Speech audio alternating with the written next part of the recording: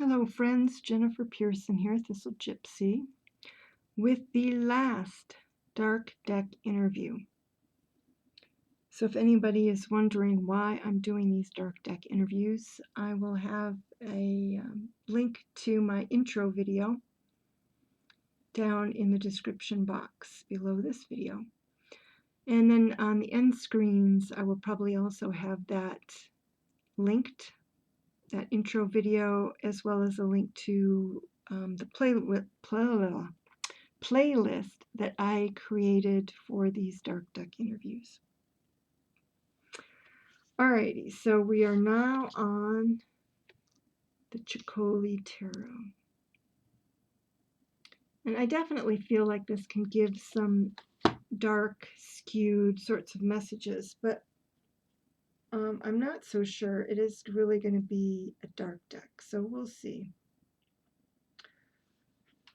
At least for the purposes of this process I'm going through now, whether it will really turn out to be a dark deck. So question number 1, how are you a dark deck? So let's take a look.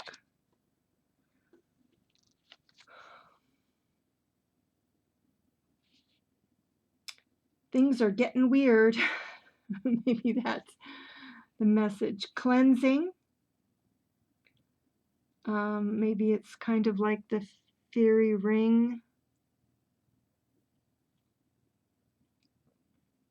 deck. It's trying to tell me that it will help cleanse the darkness. I think a lot of people would see the whimsical nature of this deck in that light. I actually don't, for the most part. I find it a little twisted in places. So maybe this is the Nicoletta Ceccoli Tarot being a little coy, because this seems like a very gentle childhood coffee and cream bath. It's a gingerbread man, kind of sweet. And it's the 9 of Cups, so it's the wish card.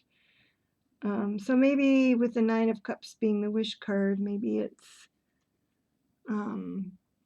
saying that if you wish it to be a dark deck, it will give you dark responses, and if you don't wish it to be a dark deck, it won't. What else was I getting out of that?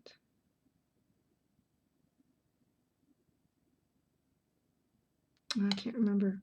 I had some other thought. So let's move on. What dis-ease can you help me with?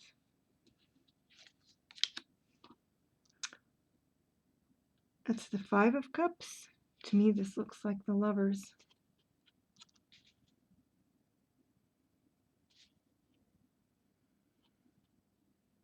And very interesting, since she has, to me this means kind of finding your complement. He doesn't have wings in the lower body, but he does have the head, so they kind of complete each other there. So what dis-ease can you help me with? Yeah, I would say it's romantic. I don't know about dis-ease, but challenge, the challenge of finding somebody who sort of matches in this way.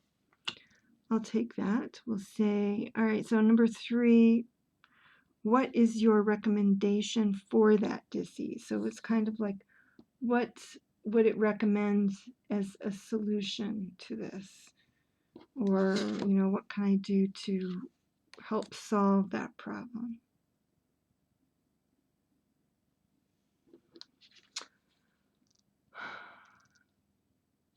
I don't know. Address my bloatedness. So this is supposed to be aspects of personality. Looks like that bird is sort of bursting out, or is it just sitting on the surface? She is levitating.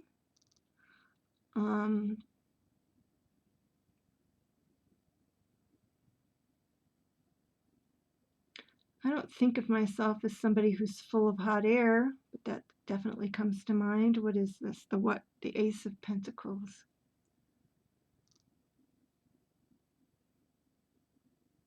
So it's like she's a great big seed that's floating.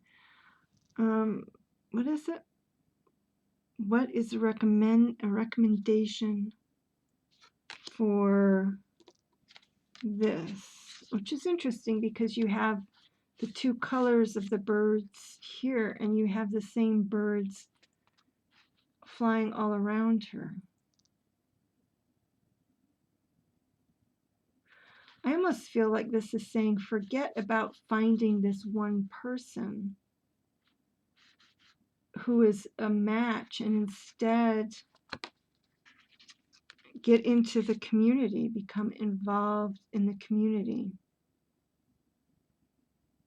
So that makes some sense. You know, in over the course of these many dark deck readings that I've done here, very, you know, in fairly rapid succession, you know, my hermitish tendencies have definitely been called out at it on more than one occasion, usually in this relationship area.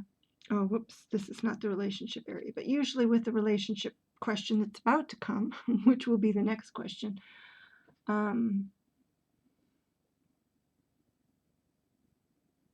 But this makes some sense in that regard. Okay. So let's go to that next question. What dark aspect of my personality holds me back the most in my relationships? It's the 10 of Wands. Yeah, well, of course, if I just look at the picture, again, I would have to almost say that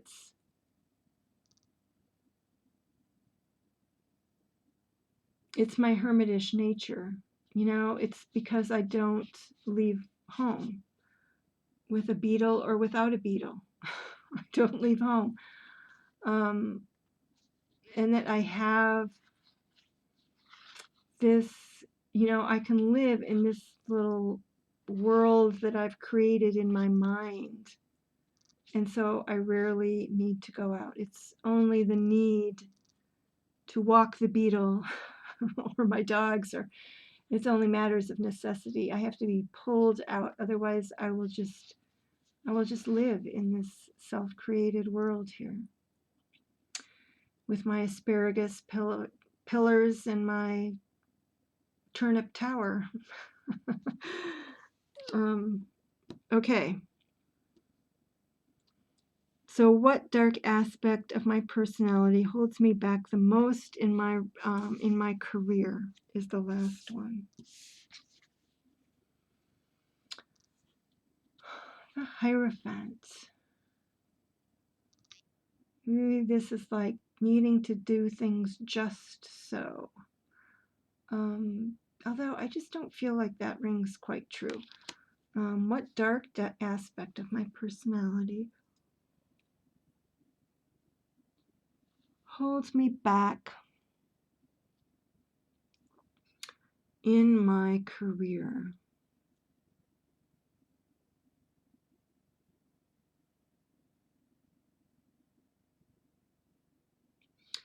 I would have to say my current job, if it's my current job, that it would be this in reverse. I'm really, you know, I can be a disciplinarian, you know, in terms of this is the way it needs to be done and this is the way we're going to do it. But I really have no desire to be somebody who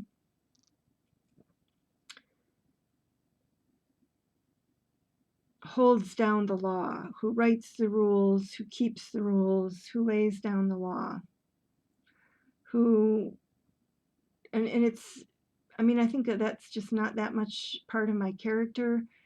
And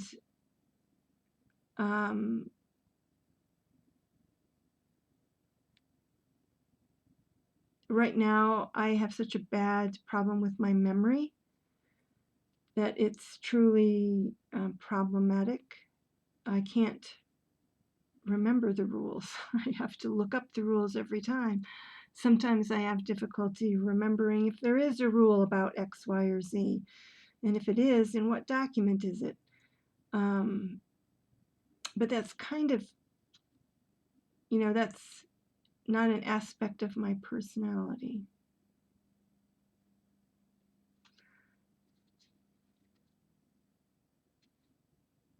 And I don't see myself really as somebody who looks to others for rules. I do that to some extent in my job now because it's just like, all right, so-and-so probably has the answer to this.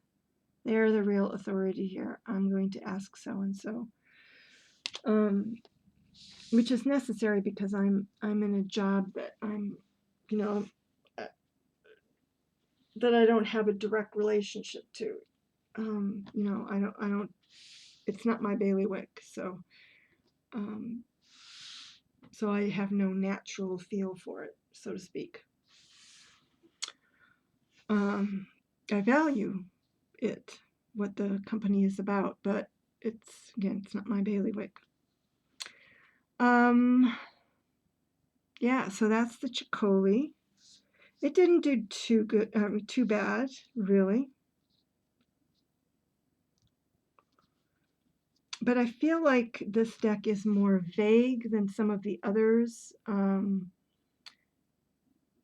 Really, the last three that I did, it feels more vague than those. So I'm going to call it a 5 to a 6.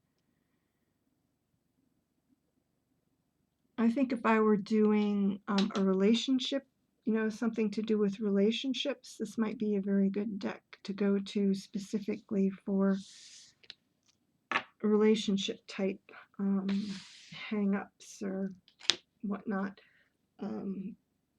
But in general, it's not a deck. After that particular interview, it's not a deck I would tend to go to. I've got 3 or 4 decks that I would go to before I would pull out this deck for a dark deck interview. Even though, look at that moon card with those skulls in the water with her. But even so, sometimes dark imagery somehow doesn't end up being a dark deck or doesn't give you insight into darker aspects, or at least not me. And easily that could be me. I don't go looking for dark things in life and have been lucky enough not to have a lot of in-my-face kind of dark experiences. So I don't pursue that line of questioning very often. But having done that over the course of, let's see, like 16 decks, is that true? 16 decks. I'm starting to see how it would probably be helpful, beneficial for me to